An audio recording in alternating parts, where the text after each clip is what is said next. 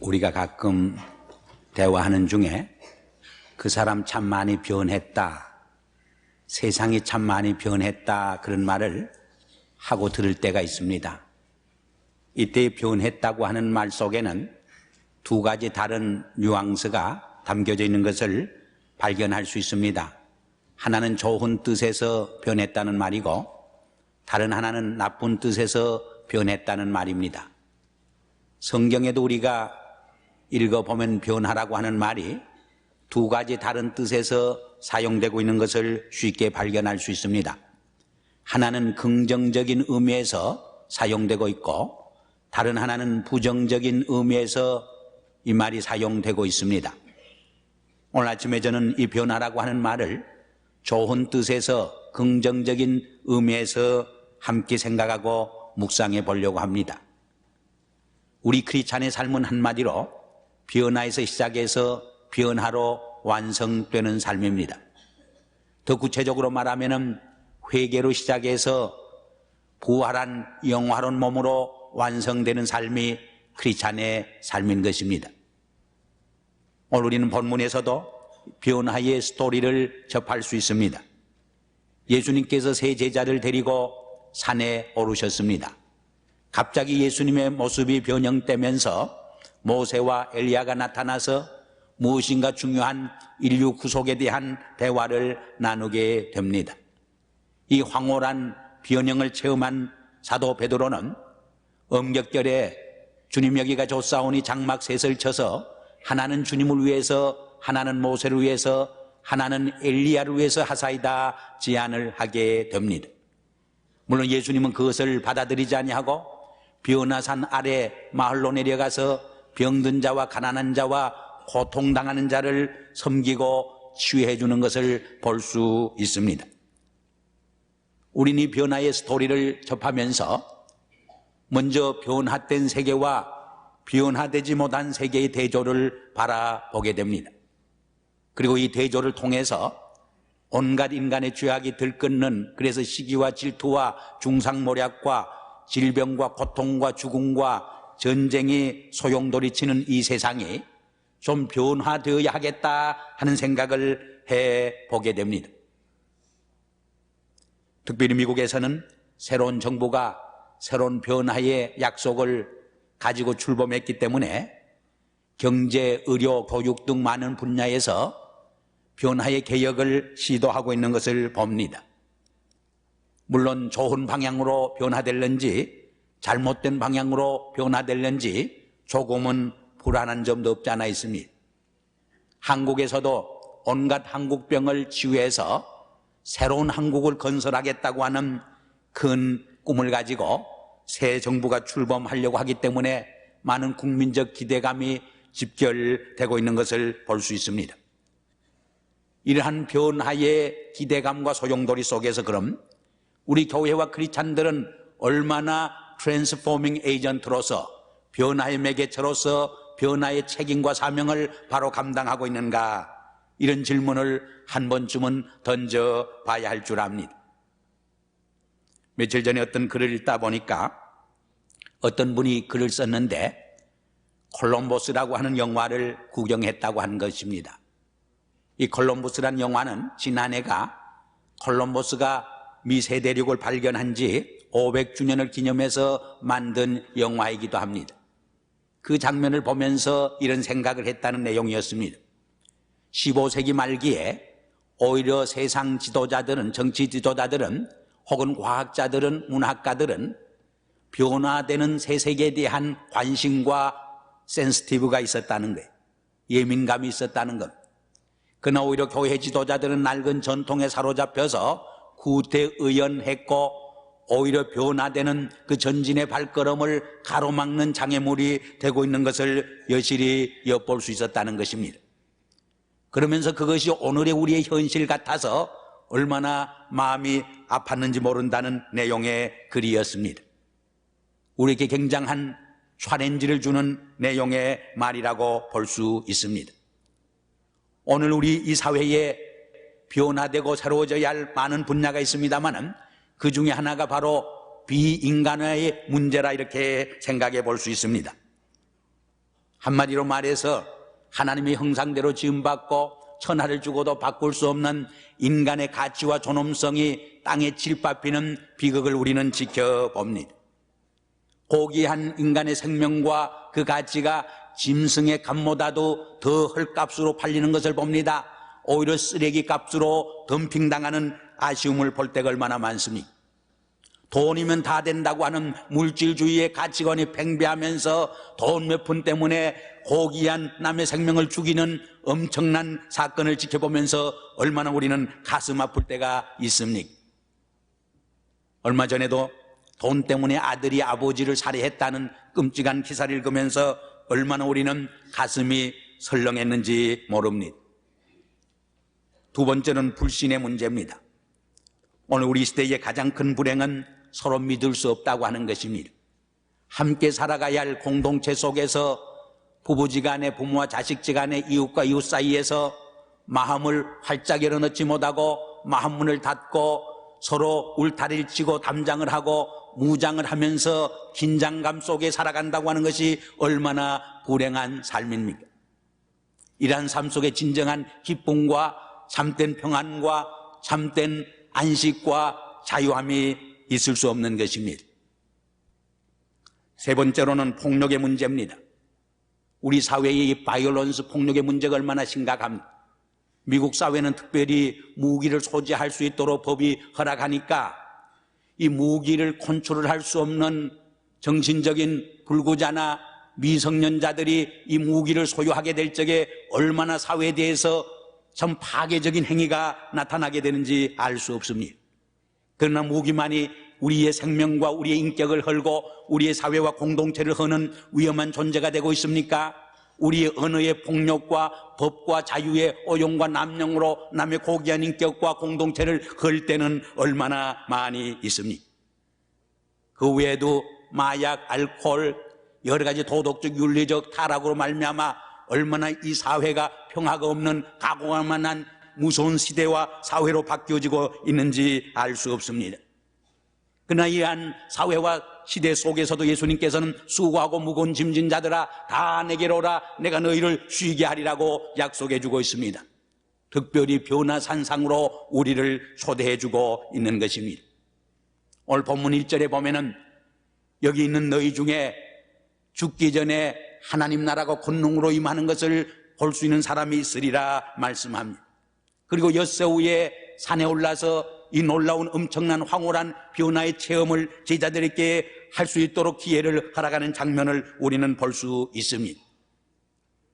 그럼 좀 더 구체적으로 제자들이 어떻게 변형을 체험했는가 우리가 묵상해 보는 가운데 우리의 삶 속에서 어떻게 이 변화의 체험이 가능하고 이 변화의 사건이 일어날 수 있겠는가 묵상해 보는 것이 우리에게 영적 교훈이 될 줄 압니다.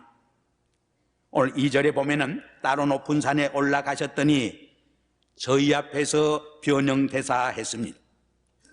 우리에게 높은 산에 오르는 삶이 필요합니다. 이 높은 산에 오른다고 하는 것이 무엇을 말합니까? 높은 삶의 경지를 말합니다. 높은 삶의 차원을 의미합니다. 높은 생각, 높은 마음, 높은 꿈, 높은 환상과 비전을 바라보는 것을 의미합니다. 우리의 생각과 꿈을 땅에 얽매우고 살 때에 놀라운 변화의 삶이 일어나지 않습니다. 그러나 저 높이 계시는 주님을 바라보면서 그 주님의 높은 생각과 그 주님의 높은 비전과 그 주님의 높은 삶의 뜻을 생각할 적에 우리의 삶 속에 비로소 변화의 사건이 일어나기 시작하는 것을 우리는 볼 수 있습니다. 그래서 사도 바울도 땅에 있는 것을 바라보지 말고 위의 것을 바라보라고 우리에게 권면해 주는 말씀을 우리에는 성경에서 읽을 수 있습니다. 오늘 본문 특별히 변형되사 하는 말 메타몰프는 신약 성경의 세 곳에만 기록되어 있는 말씀입니다. 그 하나가 오늘 본문과 관련된 변화산상의 사건에서 기록된 말씀입니다. 영어 성경에는 He was transfigured before them. 제자들 앞에서 예수님의 모습이 변형되었다 하는 말에 사용하고 있습니다. 두 번째로는 로마서 12장 2절에 기록되어 있습니다. 너희는 이 세대를 본받지 말고 오직 마음이 새롭게 변화를 받아 하나님의 기뻐하시고 온전한 뜻이 무엇인지 분별하도록 하라 하는 말씀에 이 말을 사용하고 있습니다.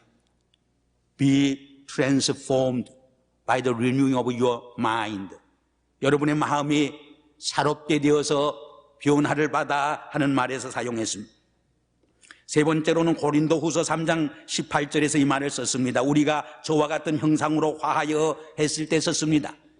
영어 성경에는 being transformed into his likeness, 예수님과 같은 형상으로 변화되기를 권면하는 말씀에서 이 말씀을 사용하고 있습니다. 예수님께서 이 변형된 사건은 신학적으로 대단히 중요한 의미를 지닙니다. 예수님께서 인류를 새롭게 하고 세계를 변화시키기 위해서 십자가를 져야만 했습니다. 그 십자가 자체가 세상을 변화시키는 삶의 원동력이었습니다. 세상을 변화시키는 하나의 비결이었던 것입니다.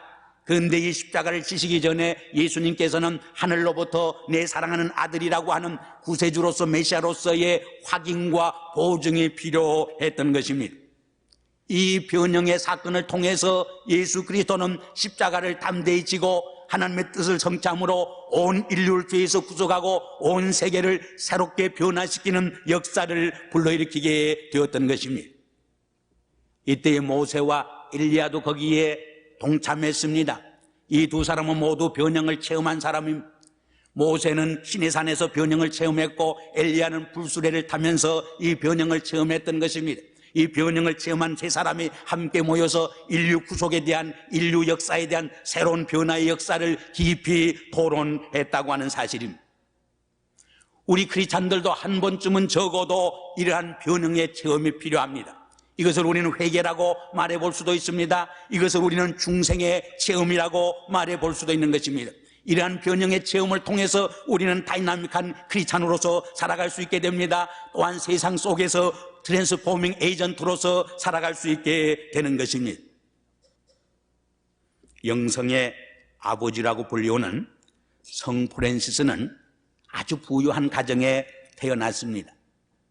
그래서 물질적 만족과 세상의 상락의 도취에서 살아갔습니다. 그러나 어느 날 그는 큰 중병에 걸리게 됩니다.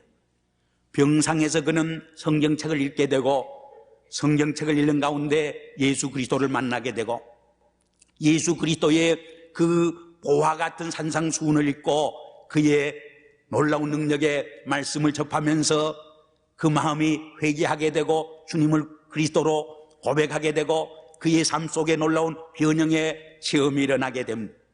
그리하여 변화된 삶을 살아가게 되는 것을 봅니다. 그 망하는 소유를 오히려 가난한 자를 위해 나눠주고 오히려 그는 소유에서 해방된 자유인으로서 살아가는 것을 봅니다. 그래서 심지어는 문둥병자와 함께 포옹을 하고 그와 입맞춰주는 놀라운 사랑의 사람이 됩니다. 심지어는 그가 설교할 적에 산의 짐승들과 새들도 순종했다고 하는 하나의 성자다운 영성의 사람으로 살아가는 새로운 놀라운 삶의 변화를 우리가 보게 되는 것입니다. 두 번째로 3절에 보면은 그 옷이 광채가 나며 세상에서 빨래하는 자가 그렇게 휘게 할 수 없을 만큼 심히 휘어졌더라 했습니다. 이것은 변화를 체험한 크리스찬의 삶의 행동과 말과 생활 속에서 이루어지는 도덕적 윤리적 삶의 성결을 의미하는 것입니다. 우리 크리스찬들은 변화를 체험해야 합니다. The moment of transformation, 변화의 순간과 the experience of transforming, 이 변화의 경험이 단순히 그것으로 머물면 안 되는 것입니다. 그것이 우리의 말과 언어 생활과 우리의 행동과 일상생활로 이어져서 우리의 옷이 휘어질 수 있을 적에 우리는 크리스찬으로서 성결된 삶을 살아가게 되는 것입니다. 그래서 성경에 보면은 사도 바울도 예수로 옷 입으라고 말합니다. 옛사람의 옷을 벗어버리고 새 사람의 옷을 입어야 할 것을 우리에게 권면해 주고 있습니다. 우리가 세상을 살다 보면 우리의 마음의 옷이, 내적 옷이 때묻습니다. 더러워집니다. 흙탕물이 우리의 옷에 칠해지는 것입니다. 그런 옷을 입고 살아갈 적에 세상 사람으로부터 비판과 조롱을 받을 수밖에 없습니다. 그러므로 우리는 그 마음의 옷을 깨끗이 빨아 씻어야 하는 것입니다. 그러나 세상의 어떤 물로도 그 옷을 깨끗이 휘게 씻을 수 없는 것입니다. 오직 예수 그리스도의 보혈로, 예수 그리스도의 십자가의 피로 우리는 깨끗이 씻을 수 있게 되는 것입니다.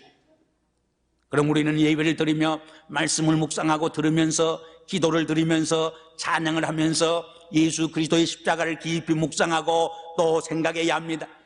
그리스도의 십자가를 깊이 묵상하고 생각하는 가운데 내 마음이 뜨거워지고 내 내적 죄악을 회개하고 중생의 체험을 하고 내 옷이 깨끗해지는 체험을 할 수 있어야 하는 것입니다. 세 번째로 여기 4절에 보면은 이에 엘리야와 모세와 함께 저희에게 나타나 예수로 더불어 말씀하거늘 했습니다. 예수와 더불어 말씀했다고 하는 것이 대단히 중요합니다. 왜냐하면 우리에게 변화의 체험 한 번만으로 족하지 않기 때문입니다. 우리의 옷이 휘어지는 도덕적인 윤리적인 삶으로서 완성되지 않기 때문입니다. 우리가 생티피케이션 성결의 삶을 성모의 삶을 계속 이어가려고 하면 예수 그리스도와 만나는 인카운터가 있어야 하고 예수 그리스도와 함께 늘 대화하는 아이덴티파이가 있을 적에 우리는 성결된 생활을 성모의 삶을 지속해 갈 수 있기 때문입니다. 예를 들면 어린아이들이 성장 과정에서 부모를 존경하고 선생님을 존경합니다. 나도 저와 같은 부모가 되고 선생님과 같은 인물이 되어야 하겠다 할 때에 굉장한 영향을 미치게 됩니다. 우리가 소설을 읽고 드라마를 읽으면서 작품의 어떤 인물과 자기 자신을 아이덴티파이 할 때가 있습니다. 일치화시킬 때가 있습니다. 나도 이 작품 중에 어떤 주인공과 같은 사람이 되었으면 좋겠다 할 때 그것이 우리의 삶의 인격 형성에 굉장히 중요한 영향력을 미치게 된다는 것입니다. 근데 이분의 의론에 의하면 세상에 가장 이상적인 완전한 삶의 모델이 누구냐? 예수 그리스도라고 그는 지청합니다. 사도 바울이 그렇게 잔인하고 완악한 삶을 살았지만 어떻게 그가 변해서 성자와 같은 인생을 살 수 있었는가? 그가 고백하기를 내가 사는 것은 이제 내가 아니오 내 안에 계시는 그리스도라고 고백합니다. 그는 그의 삶의 모델을 예수 그리스도로 정했습니다. 예수 그리스도와 일체감을 이루었습니다. 예수 그리스도를 본받고 닮기를 원했던 것입니다. 그래서 고린도전서 11장 1절에도 보면 내가 예수 그리스도를 본받는 자 된 것처럼 너희들도 예수 그리스도를 본받는 나를 본받으라, 그렇게 우리에게 권면하는 말을 읽을 수 있습니다. 우리가 성경에 나타나는 위대한 인물들이나 기독교 역사에 나타나는 훌륭한 인물들이 어떻게 자기를 초월해서 위대한 삶을 살 수 있었는가? 바로 예수 그리스도를 삶의 모델로 삼고 그와 만나고 그와 대화하고 그와 아이덴티파이하는 일체감을 통해서 자기를 뛰어넘는 위대한 삶을 시연해 갈 수 있었다고 그는 말하고 있습니다. 몇 년 전 이북의 유학생이 소련에 갔다가 모스크바 대학을 공부하면서 탈출한 김명세라고 하는 젊은이가 있습니다. 그분이 지난해에 한국의 복음주의 협회가 초청을 해서 한국에서 간증을 했는데 그것이 기독 공보에 실린 것을 제가 읽었습니다. 처음에 모스크바 대학을 다니다가 소련이 넘어가고 자유하는 것을 보면서 이북 체제에 대해서 염증을 느끼고 탈출을 했지만은 얼마나 불안한지, 누가 자기를 죽이지 않을까 공포심 때문에 잠을 이룰 수가 없습니다. 그래서 어느 날 히랍 종교 예배당을 찾아갔습니다. 그때 할머니 한 분이 눈물을 흘리면서 그 예배당에서 기도드리는 장면을 보면서 얼마나 신비감과 그 기도의 장면 속에서 위로와 평안한 마음을 느꼈는지 모른다고 고백을 합니다. 이북에서는 종교는 민중의 아편이요, 종교는 오히려 민중을 해친다고 배웠지만은 오히려 그 할머니의 기도 속에서 얼마나 큰 위로와 기쁨과 평안을 경험했는지 모른다고 고백을 합니다. 이것이 인연이 되어서 이철수 목사님이라는 분을 만나게 됩니다. 이분을 만나서 성경 공부를 하고 그분의 도움을 받으면서 나중에 정말 예수 그리스도를 고백하고 죄를 회개하고 크리스찬이 되어집니다. 그러나 그는 이런 고백을 거기에서 합니다. 그 목사님이 자기에게 헌신적인 사랑과 또 봉사와 또 도움을 줄 적에 처음에는 자꾸 의심했다는 거예요. 왜냐하면 이북에서 누가 친절하면 의심해야 한다고 교육을 받았기 때문입니다. 그러나 나중에 예수를 믿고 보니까 그 목사님이 자기에게 그러한 이기적인 생활을 초월해서 자기를 뛰어넘고 정말 그러한 희생적인 사랑과 봉사와 헌신을 할 수 있었던 비결이 어디에 있었는가? 예수 그리스도를 본받고 예수 그리스도의 정신을 본받을 수 있을 적에 그것이 가능했다는 것을 발견하고 깨닫게 되었다고 고백을 우리에게 해주고 있습니다. 이제 결론적인 말씀을 드리려고 합니다. 이 황홀한 변화의 체험을 하고 옷이 휘어지고 주님과의 대화 속에서 새로운 세계를 맛보았을 적에 베드로는 이렇게 고백을 합니다. 주님, 여기가 좋사오니 초막 셋을 지어서 하나는 주님을 위해서, 하나는 모세를 위해서, 하나는 엘리야를 위해서 하사이다.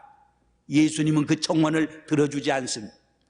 오히려 산 아래 마을로 내려가서 병들고 가난하고 신음하고 고통당하고 죽어가는 민중들을, 무리들을 치유해주고 도와주고 섬기고 또 그 변화되지 못한 세계를 변화시키는 구속의 역사를 하는 것을 우리는 볼 수 있습니다. 오늘 우리 사회가 어떻게 변화될 수 있습니까? 한 공동체가 어떻게 새로워질 수 있습니까? 법을 바꾸고 제도를 바꾸고 어떤 캠페인에 의해서 사회가 새로워질 수 없는 것입니다. 예수 그리스도와의 만남을 통해서 이 변화의 체험을 하고 옷이 휘어지고 예수 그리스도와의 인카운터를 통해서 아이덴티파이를 통해서 새로워진 한 심령들이 새로운 삶의 목적의식을 가지고 새로운 삶의 가치관을 가지고 새로운 삶의 의식구조와 습관과 라이프 스타일을 가지고 우리의 사회 속으로 뛰어들 적에 이 사회가 새로워지고 변화될 수 있다고 하는 것입니다. 주님께서는, 하나님께서는 바로 우리를 이 예배당으로 불러서 우리를 새롭게 하시고 새로운 변화를 체험하게 하시면 다시 우리의 가정으로 돌아가, 우리의 직장으로 돌아가, 이 사회 속으로, 커뮤니티로 돌아가 이러한 트랜스포밍의 에이전트의 역할을 감당하도록 부르시고 사회 속으로 보내주신다고 하는 사실입니다. 이러한 변화의 책임과 사명을 감당할 때에 하나님의 영광과 뜻이 이 땅에서 이루어진다는 것을 확인하면서 이 세상으로 뛰어나가는 여러분들이 되시기를 주의 이름으로 축원합니다. 기도하시겠습니다. 아버지 하나님, 오늘 1시간 예배를 통해서 옛날 예수님의 세 제자와 더불어 변화산에 오르셔서 변화의 체험을 한 것처럼 주님과의 만남을 통해 변화를 체험할 수 있는 축복을 주시니 감사합니다. 오 주님, 변화를 체험한 우리들이 이제 우리의 가정으로, 사회 속으로 하나의 트랜스포밍 에이전트로 변화의 매개체로 뛰어들어가 이 사회를 바꿔놓는, 변화시키는, 새롭게 하는 사명을 감당하게 하시옵소서. 이 소금과 빛의 사명을 감당하기로 다짐하면서 나아가는 모든 성도들의 발걸음을 주님 지켜주시고 붙들어 주시고 성령으로 잡아주시옵소서. 예수님의 이름으로 감사하며 기도드리옵나이다. 아멘.